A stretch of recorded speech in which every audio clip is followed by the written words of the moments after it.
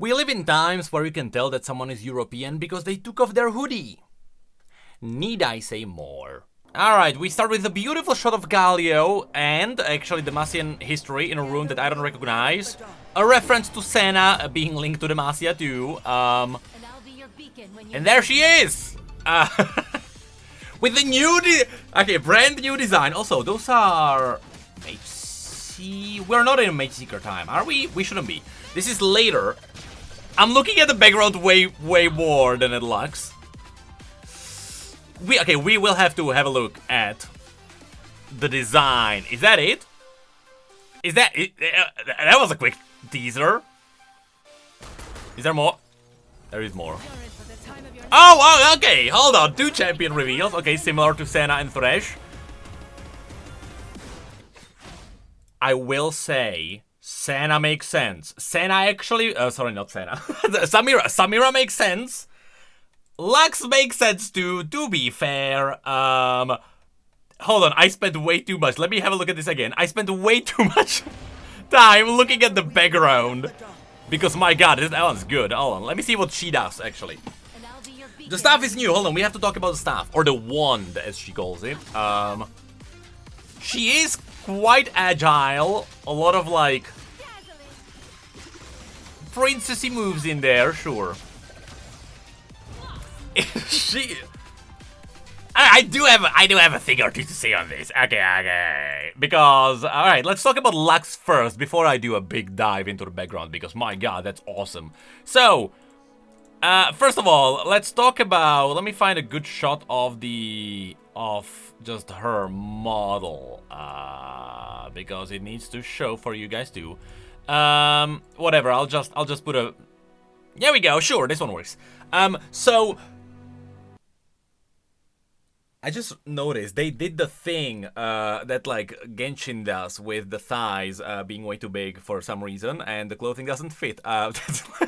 Whoever came up with that, whatever. So the design, right? So Lux is kind of known for having a battle armor because that's what the Crown Guard do. There is a big reason why Diana, Crown Guard, and Garen have the massive shoulder pads. It's because the Crown Guard protect the crown. They are technically soldiers and warriors, and they actually fight. And to a certain degree, it should also include Lux, even though Lux is part of the Illuminators, so it makes sense why she would have like robes and stuff like that. But this is the first time we actually get Lux with a skirt. And I understand, so this is a reference to her redesign or updated version from Legends of Runeterra. Now, in Legends of Runeterra, I actually did like her design a lot.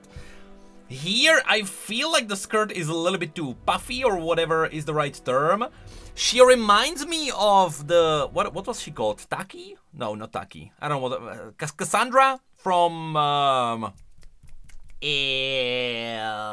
Soul Calibur. She also had like the puffy skirt and a shield and a sword. She was kind of like a battle-y, girly there, and sure. I have to say, I do prefer Lux actually wearing more of a battle armor and being more of a battle mage, but then again, who's to say that here she's not like, you know, prepared to actually do something with the Illuminators, hence why she doesn't have to be in like full battle costume, right? Because she also has the white scarf and stuff. Another thing, the wings on her head are actually also a really cool reference to her design in Legends of Runeterra, where in some of the later stages, from what we know, the later Lux actually appears after the Mage Seeker storyline is over and people are fine with mages being in Demacia. Like, that's where you can actually see Lux with the wings, but there the wings are made of light. Here they are referencing that, and of course wings are a big part of Demacian history. It is all tied to the Winged Protector, and of course... or protectors, twin protectors. I mean here, wings, above it, wings. The reason why Galio has the big wings is because, again, it is a reference to Gale. And of course, hold on. I swear, I'll dive into the background in a second. You can see Gale here, but no Morgana. Oh my god, there is a lot of history here. Oh my god, there's a lot of... there's a lot to talk about here. But yeah, so overall... it looks good. Like, admittedly, it looks good. I don't like the skirt. That's the only thing. I would like her to be a little bit more armor heavy. Kind of because, like, literally look at everyone in the background. Look at this guy. I don't know if you can see my cursor. Look at this guy in the background. Look at, like, armor is a big thing for the crown guards. So, like, you know, to see, because even in League and even in Legends of Runeterra, Lux does have even the armor on her arms. She does have wrist guards. Here, nah, it's just cloth. It's not that perfect. Another thing, she has the wings on her legs. I like those. I actually love those giant armored boots with the wings. I think these were either also introduced in Legends of Runeterra or they might have been introduced in Wild Rift. I don't remember. Another thing I noticed, the staff is different. Which sure makes sense. DuXKO has some liberties with making staff different. Or like making different aspects different. Hold on, that's Cytheria! I just looked into the background. That's it. I can see her! There is Cytheria sneaking up in there. Anyway, the staff that she actually has, in League of Legends specifically, is a staff that she got at the end of the Mageseeker storyline, where she freed the mages. Actually, it's technically like in the middle of the Mageseeker storyline. But she got it from a mage, and so here she has a different one with like a crystal in it, so it's like an upgraded one. Sure, I am fine with them having some artistic liberties, simply because to make a champion look cooler, sure, you have to sometimes change stuff. It's the same reason why here she has a scarf and normally she doesn't. It's to make her, specifically in a fighting game, you want to add scarf and things to flow behind her, which also includes, I don't know what this part of the dress is called, but like, it's here because if you have a look at the animations, even here, you can see it flows behind her and it enhances her moves. You can see it clearly here, how it's like, I like that. I like the wings with the magic. Gee, okay, this is cool. This is cool. But yeah, you can tell, like, she has these, all of this cloth is there to, like, give her something to flow behind her to enhance the movement. I like this prismatic magic that she's using. It actually feels like light, because of course, she's supposed to have light magic, but light magic, technically, I like this. Light, like, we always see light magic as, like, bright yellow sun or whatever. Technically, she's using more of like the elemental light, which is actually a prism. Not technically what is the sun shining down on Runeterra, but it's more like if you take a prism and you let the light shine through a prism, it is gonna create a rainbow, and that is what this is referencing. It's like a mage harnessing light through themselves as a conduit, which makes sense why it would be a prism. Prism, not prison. Hold on. There are some references to her spells, very quickly. I mean, I like the wings, these are cool. She does also throw out this, which is technically a reference to her shield. I don't think it's gonna shield her, but it still damages people. And of course, this is a reference either to her ultimate, or it could be the root. I don't think we've seen the root. This is the ultimate. This is the ultimate. Was there a reference to the root then somewhere? Did I miss it? I don't think so. I don't think so, but you know what? The moveset, I like this. And sure, I understand maybe the reason why she is not that armor heavy is because they needed to make her feel more agile, because she's gonna be moving around a little bit more, but yeah, you know what? Sure, so now, fall 2026. Okay, so it's gonna be a little bit till we get Lux, which makes sense. We just got Thresh and Senna. So now, let's talk about this one. So, I like this Galio here. However, I have to say, now, you know what? We don't really have the scale. So there is one thing that I learned. Unreal Engine actually has a really cool tool where if you launch an Unreal game, you can technically move the camera around. I am afraid Vanguard is gonna smite me down if I try and launch the game even in offline mode. And I try to do something with the camera. But if I move the camera around, we could get a good scale for this. Alternatively, technically, I think we can rip the models from 2XKO because it's Unreal. I don't know if there's an encryption or something, but I think Galio should be slightly bigger, first of all. Second of all, Galio should be outside. There is no way he would be inside a building, which, like, here it is for an artistic reason. But technically, let's say a battle happens and you need to summon Galio. Is he gonna jump through the ceiling? What is he gonna do? Is he gonna destroy the building? How is he getting out? Even though, like, sure, the arches on the sides are big. You can see them here. Sure, I don't think he can fit through that. So... There is that's a little bit of an issue. But yeah, Galio is supposed to be outside, because that's also, and he's supposed to be just outside the border of the city, I'm pretty sure. At least that's how it was described in one of Lux's short stories. That's where she woke him up the first time. Outside of that, hold on, let me have a look at this one. So this is pretty cool reference to Demacian history, because of course, Gale was always seen as the winged protector, the one who saved Demacia, even though the story kinda went both ways, because we all know that in the end, Gale started smiting down all the unbelievers and all the bad people, and which also included good people, but the history doesn't remember that. The history only remembers Gale being the good one and Morgana being the bad one, even though Morgana was the one saving the people. So this is a reference to that, of course. Now, all of these, I love all of these, because there is the stonemasons. You have like these people carrying the petrified wood, you have these people cutting it down, they are the ones building Demacia, you can see them on both sides. Then there is this person. I wonder what these are a reference to. Is this a reference to the Rangers specifically with the arrows and stuff? Because like, there is like multiple levels. You have like the almost the nobles, right, at the top, who are like helping the common folk. You then have like the rangers and like the people who set up the defense. You then have the workers who, you can see here, one is harvesting the petrified wood, one is carrying it to the stonemasons, and the stonemasons are building the capital. I like this. And on the other side, I believe you can see the same thing. Where, yes, on the top you can see the nobles, then you have like the historians. Then there's like a smith. Okay, so on this side you have petrified wood. On the other side you have actually petrified steel, because these are smiths. Those are not like woodworkers and stonemasons, except for maybe the guy at the bottom. But okay, these are like two halves of the Demacian history, pretty cool. Then you can see at the bottom, it's actually behind me, you have the wall of the Dauntless Vanguard who are protecting like the rest of Demacia. Like all of these people above it are the common folk, but here's the front line. Here's the Demacian saving the people. And of course there's a dragon. They're also protecting people against the dragon, because as we learned from the minigame, dragons also attacked Demacia, so it makes sense for them to be there. On the other side, we have the same thing, and I believe it's actually mirrored for me, but I believe that's also a dragon at the bottom. And I don't think it's gonna move into anything else. Is there anything else? Also, oh my god, I just noticed the scale. So, if you have a look at like Galio above, there's a person. And that person is tiny. So, you know what? Galio is big. Sure. Okay, never mind. Galio's size actually fits. Okay, hold on. Let's keep looking at the background. I like these. I have to be honest. This environment is getting me excited for the MMO again. God damn it.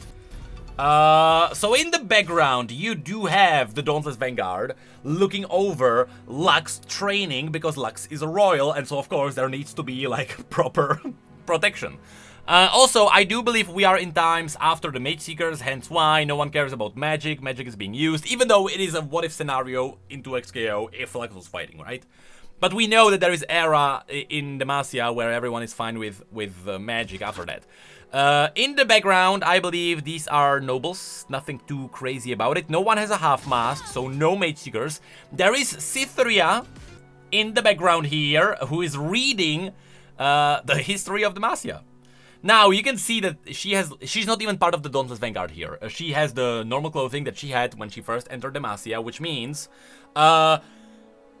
it's kind of cool that this area should technically be accessible to common people who just wanna like hang around and learn about Demacian history. I also noticed this statue of a Demacian raptor. That's pretty cool. That's a very stylized raptor. Then in the background, more historians. I don't think these are gonna be. I don't think it's like Peter Crownguard or like, you know, the Barons. I don't believe so. In the background, you can notice some raptors flying on the 2D background, very well hidden. Hyper-optimized Unreal Engine, that's what Riot is good at. Also, this guard is copied from the other side, I don't mind. I also like how you can see that as the camera moves, the guards actually go back into view, because they need to see what's happening. See, like, did you see him creeping around? I like that one. He's just walking into frame. Then we get the ultimate. Anything crazy? There is like one hidden person back here. I think that's a copy-pasted person from the other side. And I think that's it for these eggs. Nothing too crazy. Alright, so Lux, you know what? I'm fine with Lux. Lux is love, sure. Apart from the skirt, I like the Legends of Runeterra version more. But I'm fine with this. And then, of course, oh no, there is Samira. Now, Samira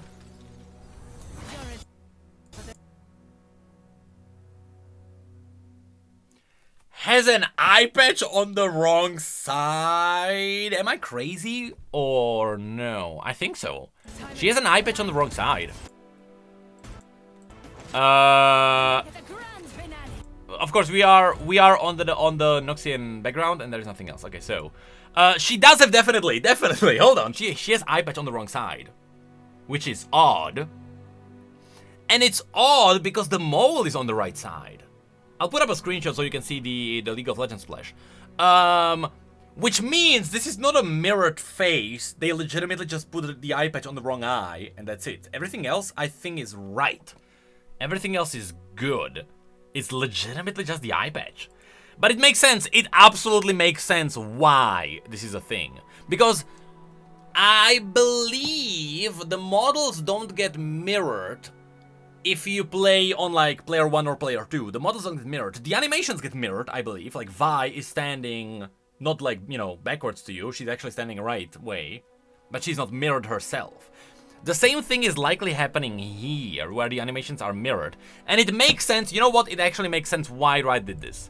So the reason why they put the eye patch on the wrong side is because if you have a look at the perspective of player 1, she would be facing with the eye towards the camera, obviously. Because if you're standing, like, if I position myself like I would be a fighting character, if I cover my eye, well, that's not really an interesting design, is it?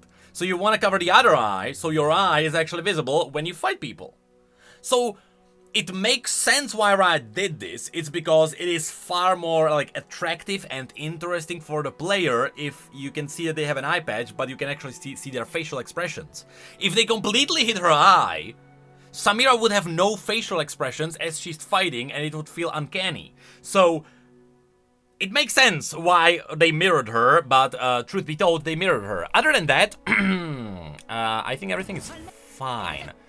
The blade doesn't really have a rose on. Okay, it is. It's a stylized rose because it is a very stylized game. Isn't there supposed to be a rose on this one too? Or am I crazy? So it's missing some of the details, but it's because 2xKO is very like hyper optimized towards the simpler graphics. So the more details you put in, the more you lose the stylization. So it makes sense why they went this way. Other than that, no drastic changes. It looks fine. It looks good. And I think they put a little bit more detail into her jacket. Like her jacket actually feels more like a jacket, and her legs do more than they do in League. I kind of like this design slightly more than League, actually, I would say. It's an improvement. It feels more unified. But then again, it's for a different game where you have to be hyper-optimized for, you know, simplicity and graphics, but it works. Yeah. Sure, Samira, I'm fine with that.